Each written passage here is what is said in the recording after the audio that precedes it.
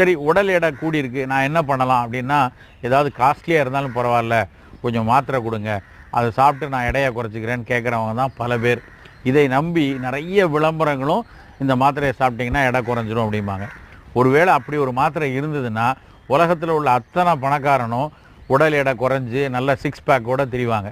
அப்படி ஒரு மருந்தே கிடையாது. உடல் எடையை மருந்துகளை வைத்து மட்டும் குறைத்தரவே முடியாது. குளிர்ச்சியான உணவுகள், நடுராத்தில் ஃப்ரிட்ஜை திறந்து அடிக்கடி யார் ஐஸ் தண்ணி குடிக்கிறாங்களோ அவங்க எடை கூடிக்கிட்டே தான் இருக்கும்.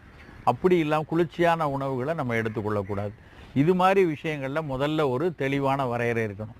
இதை தாண்டி ஒரு நாளைக்கு சாப்பிடக்கூடிய உணவுகளில் காலையில் எழுந்த உடனே நல்ல எலுமிச்சை பழச்சாரோ இல்லை வேறு பழச்சாரோ கொஞ்சம் வெந்நீரில் கலந்து தேன் விட்டு காலை உணவாக, காலை பானமாக எடுக்கலாம்.